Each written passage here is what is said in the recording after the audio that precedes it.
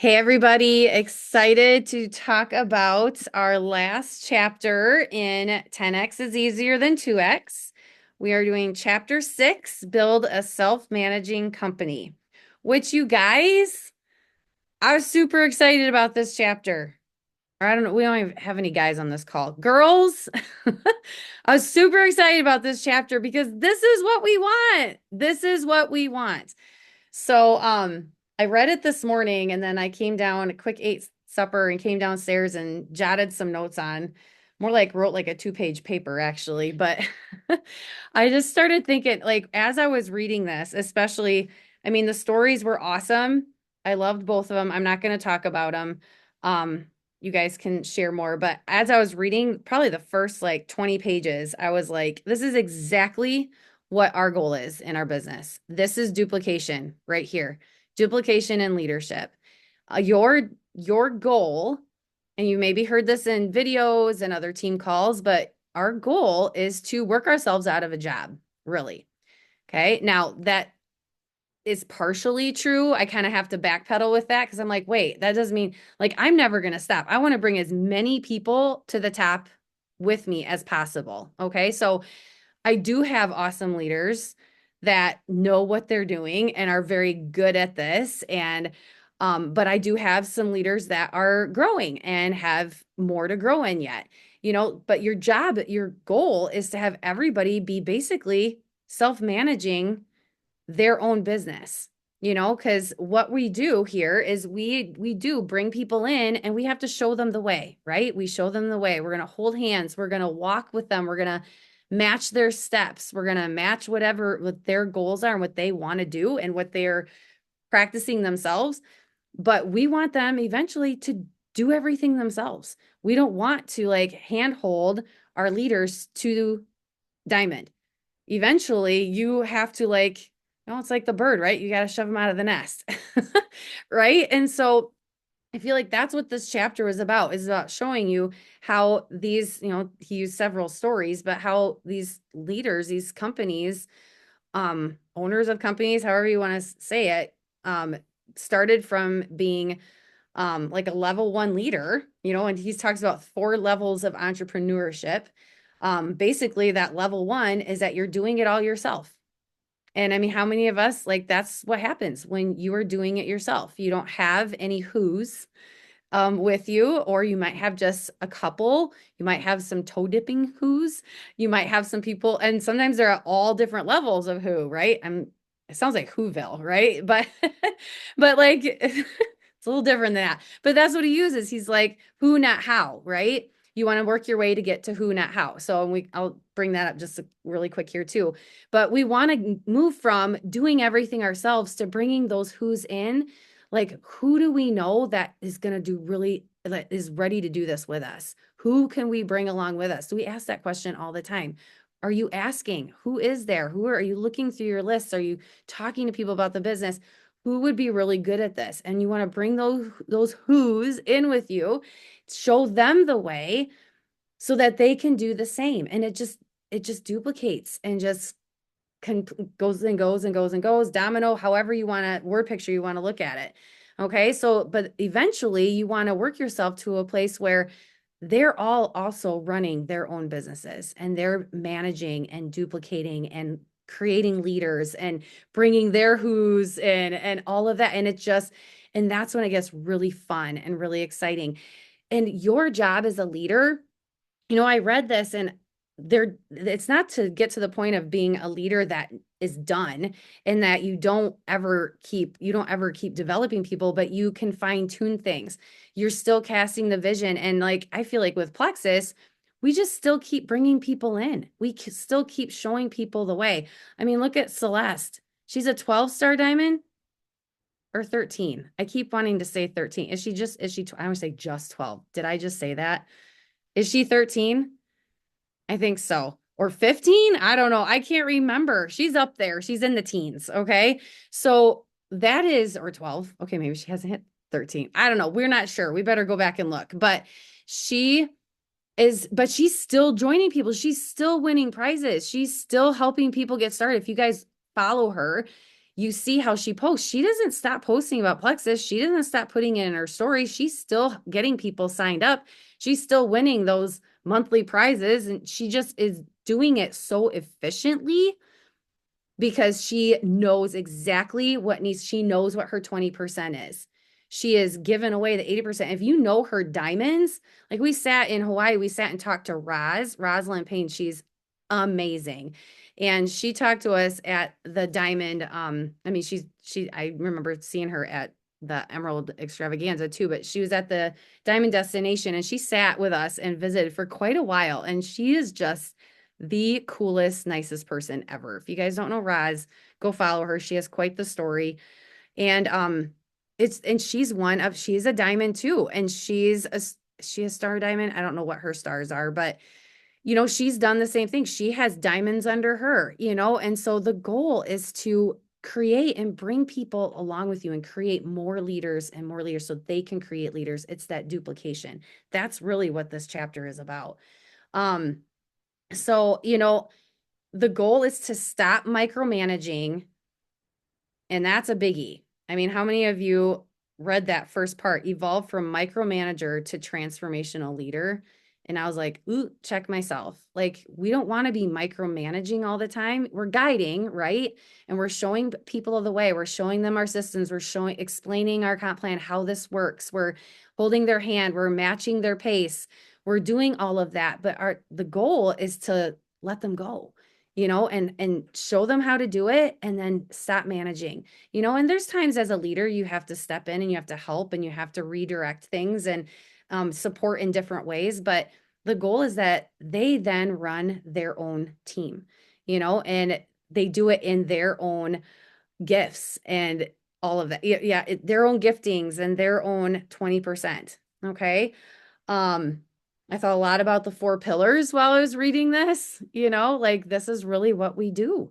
So if you don't know what the 4 pillars is, it's recruiting customers and business builders, retaining them. So doing your job to keep them around, whether it's a customer or a business builder, like just following up and making sure that they're part of the community, they're learning, they're growing, they're getting results with their products, you're helping them with their business, that whole walking the steps with them, and then duplicating, showing them how to do what you just did with them, and then rinse and repeat. And in that process, you do become a leader. And there's, of course, some more leadership things you have to do that will help grow you as a leader along the way. And we talk about those here. Talking on Book Club is a way to grow your leadership for sure. But that's really what this is. It's the 4 pillars, but mainly duplication and then just doing it over and over and over again at high levels. And so that you are not always the one that's in charge. You should be able to walk away. You should be able to take a vacation. You should be able to take some time off and not worry about, and when I say time off, I'm talking about like a vacation. Like I don't take a time off. I have never once stepped away from my business and said, I need a month. This is what I do. And it's what I've done for almost 9 years now because I love it and I love my team and I'm here to help them. And if they want this, then I want this for them. Okay. So it's not that kind of thing, but it is something where you are able to, they take ownership of their own business and run with it. So that's really all I'm going to talk about because I can't wait to hear what you guys say. There's whole entire pages that I highlighted or put brackets around and starred entire things because this chapter really I felt was, the whole book is really awesome. It has so many good points and but I loved this finale because I feel like this really is the epitome of what our goal is in our Plexus businesses. So cannot wait to hear from all of you.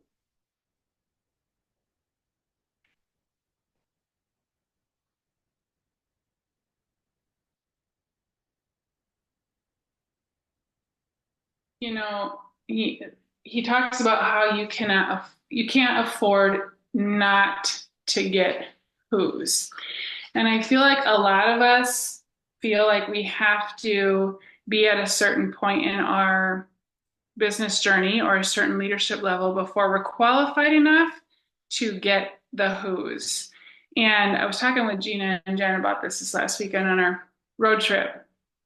And I was just saying, it's kind of become the norm to specifically go after prospect, I should say, product users. And if by happenstance we get a business builder, then all of a sudden we're almost shocked. It's like this unexpected cherry on top that we're like, woohoo, we're so excited. Well, when did we start accepting that not getting business builders would be the norm?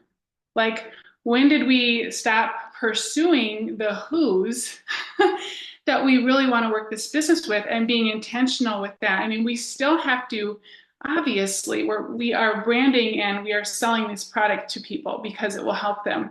But I feel like the focus has become or stays solely on the product side of it. And if they happen to turn into a business builder or a share, then we're just so excited. Well, why don't we just go after that from the get-go? Like, why don't we make that the new norm? And then we'll get product users along the way. The products sell themselves. They honestly do. They sell themselves. But if we are intentional about seeking out those that we want to run with and link arms with on our teams, we're going to just explode and it's going to go from there. He says, the longer you wait to get a who, the more of your time and energy will be sucked up in the 80% that only produces 20% of your results. And I was one of these people too. Like, I just recruited my little tail off in the beginning. That's what I did. Just gonna recruit. Until you get to a point where you're like, I'm tired of doing all the recruiting. And then your mindset kind of shifts. Well, let's share that mindset with our new people right from the get-go. And let's be really like bold about that. You know, in the beginning, he says, you're not going to be great at it. Who cares? Who cares? You won't have the best clarity and filters that you'll use to find the highly specific who's, but at least go after them, right? And then that you'll start to get better as you go. But if you don't start, you're never going to get there. So I don't know. I was just so convicted about that section, and then it just brought back that conversation to him. Like, let's change the norm. Let's change what we do as our standard of how we operate and prospect and what we are offering to people and how intentional we're being about the specific types of people that we want on our team. We know what we're about. Like, we know what this culture is, and it's phenomenal. And we know what types of people we know that would just like build this up even more. We need them. Like, let's go get them. Okay, I'm done on my soapbox now. That's an awesome soapbox. So good, Shelley. So, so good. So true.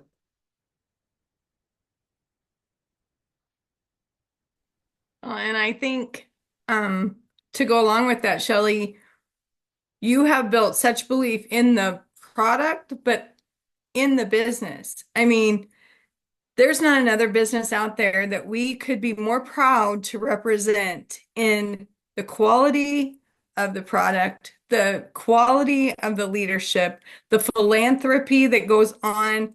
There's just nothing like it. And so we need to be loud and proud when it comes to support, to representing this company. And when we talked about, it's on page 214 and 215, when he talks about the 7 things that you need, and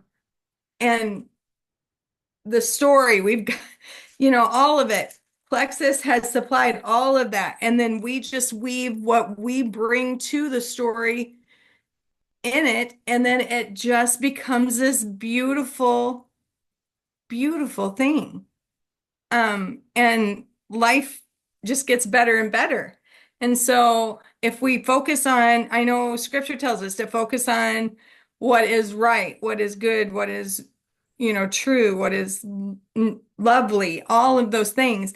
And I think if we keep the main thing, and we keep that belief high, then, and since we've come back from Michigan, that's been the conversation with everybody that I've talked to. I'm like, I can't believe that everybody doesn't want to do this.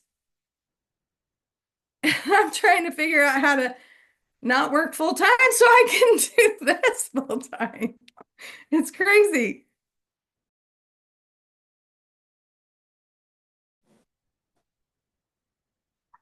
I wanted to touch a little bit on pages, well, a little bit on 216, but mostly on 217. And it kind of ties in to what Shelley said, and Chris about, the stories, the guy being a leader and all that. But this basically convicted me about my goals. Who do I want to be as a leader, right? I mean, we all want to be leaders. We all are leaders, but we all have a ton to learn and always room to grow. And I just wanted to list some of the things that he put in here. The leader is seen as an attractive character and a servant. They are not the hero of the story. Each individual member is the hero. The leader is simply there to serve, guide, and support all the members. The leader takes the customer or member along the journey, helping them through the transformation and process of their own hero's journey. And then it talks about the story in that chapter. His name was Tim. It said he, as a transformational leader, began investing in and developing himself, which was altering and life-changing in that story. He expanded his own vision and sense of purpose for himself and the cause he was leading. And then a couple paragraphs down talks about influence. Transformational leaders are role models who inspire those who follow them. They take risks, which can be very scary for me sometimes. So some of these things I was like, ooh, gut check here. And commit to chosen values and display convictions. They display their convictions. They're not shy. That create a sense of confidence in those they lead. They inspire inspiration and a sense of purpose in those they lead. So not just for themselves, but they inspire that in those they lead. They articulate a vision, which we're always trying to get better at, right? And communicate expectations and confidence in the team. They communicate with clarity and conviction and shift seemingly negative or challenging circumstances into opportunities for gains and growth. There were just so many things. And I just thought, wow, I just have to keep learning and striving to do all these things because they're so important. And I mean, that's a leader right there. John Maxwell says leadership is influence. How can you not be influential when you are doing those things? But some of them are not natural for a lot of us. Like we have to be really intentional and practice. So I just loved that section. Yeah, there was a couple more on the next page too, and you can check that out. But that was really convicting for me.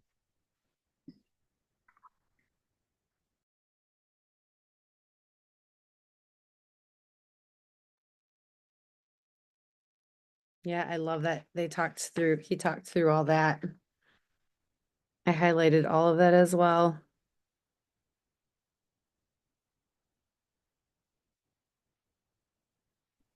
So I wanted to just bring up a little bit, it's not in any particular part in the book, just something I've been thinking about a lot. And actually us diamonds have been talking a lot. Had a diamond meeting today and we were kind of discussing some things and pertaining to trainings and Ruby Retreat. But in this chapter, it touched on it a little bit too. And that is confidence and how important confidence is in leadership and in building a strong team and in duplicating and all the 4 pillars, basically. Where is your confidence level with this? Where is your confidence level when you're sharing about the products? When you are in a one-on-one conversation with someone? We say it all the time, but people can feel when you're apprehensive. They can feel when you maybe don't have full belief in what you're doing in the business or in the products or in yourself. And we were just chatting today about that and how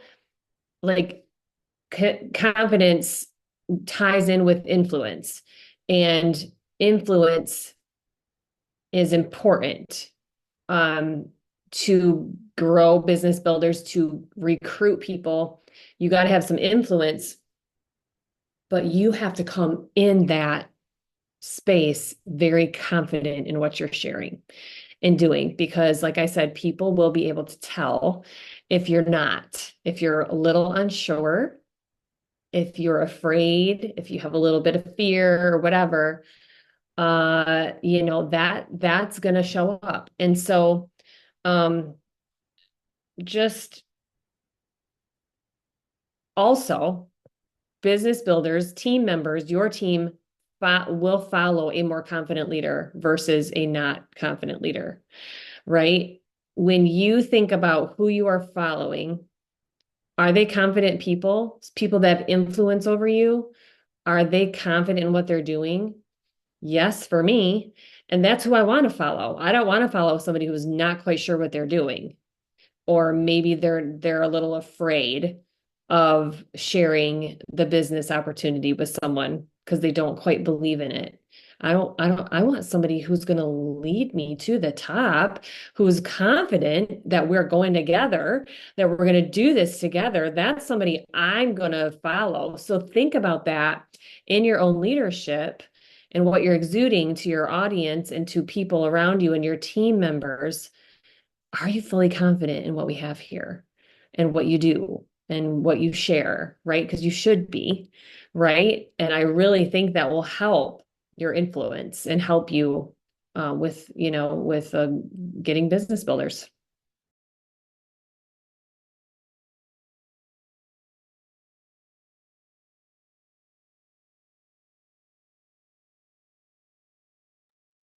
I think that definitely applies to this chapter, Sal.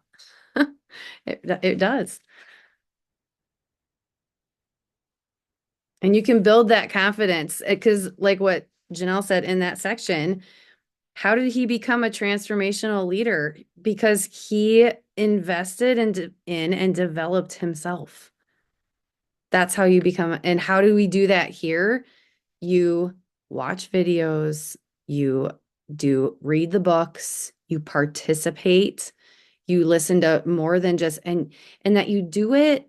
Yeah. And he had total confidence in what he was doing. He knew that it was something that needed to be done. And think about how Tim, with the USCCA, think about, like, he told the story about how he got to that place. Like, he researched, he learned, he found that he wanted to learn how he wanted to get his conceal and carry. He wanted to get a gun, and he researched and all of that. And then when he walked into that gun store, the guy was like, he was not confident. The guy behind the guy's like, well, I'm hoping you'll tell me about the gun, and I'm like, okay, that's it. I'm going to make this myself. Like, that's how much and he dove into it. He didn't know anything, so he created his confidence. And you can do that here. You can create, and we say it to people all the time, earn as you learn. And like, that's like, with Shelly too, like, let's like stop worrying about like the waiting, right? Waiting until we're ready, waiting till we're ready to ask. Like, let's just ask. Do it with confidence, and you might have to fake it till you make it a little bit. I know that's probably been said that you shouldn't do that. I don't know. I feel like that's been poo-pooed a little bit, but I totally believe in that. I didn't know what I was talking about when it came to gut health, but I was like, but I believe my friend, and I'm going to find out for you, So yeah, hit the send button, just do it. But yeah, you can get that confidence, but you've got to learn and grow and be willing to change. And that's what I think these leaders have done. And Shelly, something else you said, like, here, I was reading this, like, we want to like not worry about, what page was it? Like that level 3 entrepreneurship that I talked about, like, you want to find level 3 entrepreneurship means you've replaced yourself with better fit leaders who run your self-managing company. So you want to find people better than you. Like, that is your goal. So when you were talking about that, finding the who's, like, and then it kind of goes in line with Sal's confidence, like, and Gina, you saying like, we need to be confident about this company. Like it is truly amazing. And you know, how did you learn about that? Gina, you went to an event, like a big event like this, like you heard from multiple leaders. So going to convention, going to the events where you're going to hear from people who are total company believers, getting on calls, company calls, but also getting on our calls, like, because we have top level diamond leaders, you know, getting yourself to places where you can hear people who are confident, who've already gone before, they've done the things. And then you will say those confident things to people. You'll find the people better than you. Like that's the goal, is like you want people better than you. My leaders are 100% better than me. They show me up all the time, you know? And so like that's what you want. You know, there's nothing wrong with that. There's no shame in that. We want to work with people who are excited about this and see the vision. So yeah, I just took your confidence thing, Sal, too. I kept going. But I love that. And it's true. All right, we're gonna go 3 more minutes because I started 3 minutes late. So 3 more minutes.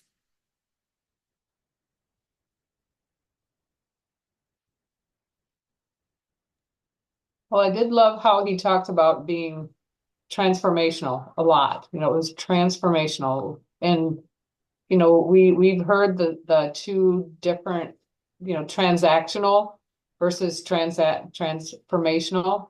And so that really struck me, how he always talked about being a transformational leader. So how are we impacting people? How are we going to transform them? And I think this book club is a huge example of what we can have our people do.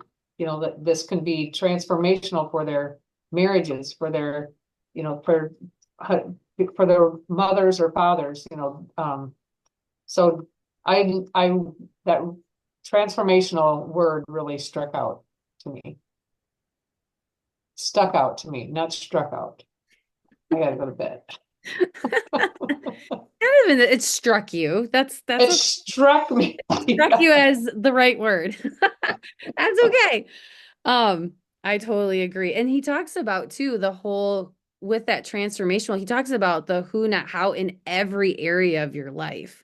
You know, like to get to your 20%, so you're going to have to delegate different things. Like you're going to have to maybe get a sitter. You know, if you're a stay-at-home your mom, you're going to have to sit down with your husband and say, I need you to be in charge of bedtime tonight. You know, like me with Keaton. Remember, I've told you stories how many times my mama's boy that couldn't put himself to bed. He needed mom to read him his book, couldn't have dad do it. I was like, sorry, you have to do that. Dad's going to put you to bed. I mean, he was 5 when I started. Oh my goodness. He was 5 when I started doing this. So like he was very much at that, mommy, I want you to do it. And I was like, sorry, I'm getting on book club. Sorry, buddy. I'm getting on team call 2 nights. Your dad can read for you those 2 nights. You know, like doing those things, delegating that stuff, having your kids or clean your house or hire a house cleaner to do it so that you don't have to worry about that stuff. You know, like finding somebody that can do little bits and pieces that are taking your time. I don't know. So, you know, that's just other things of the who, but that's going to happen in every area of your life. Like he talks about that too. So.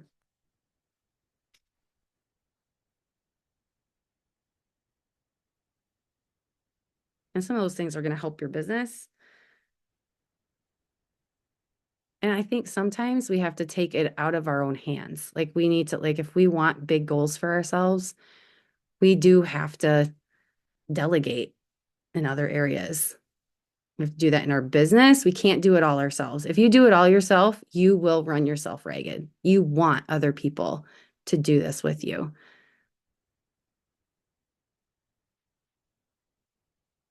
So you got to look for the who's.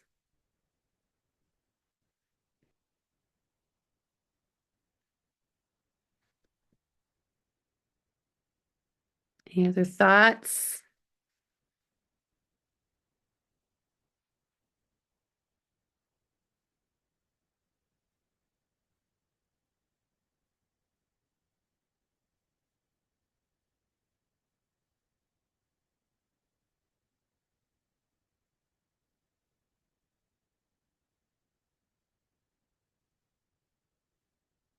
It's pretty quiet. Are you ready to wrap it up? Sounds like it. All right. Thanks, friends. I so appreciate you guys all getting on. Thank you so much. Super excited about our next book. It's on the other side of the room, or I would hold it up for you. I could go run and grab it a second, but hopefully your leader put that in your leadership chat so that you can order that book. But if you guys saw, a lot of people aren't getting, oh, Jer, hold it up. There it is. And this is actually thanks to Jerlyn's team call. I thought of this. I bought that book after your call that you did. Jer, you did that team call on that. It was so good. But a lot of people are getting their books late.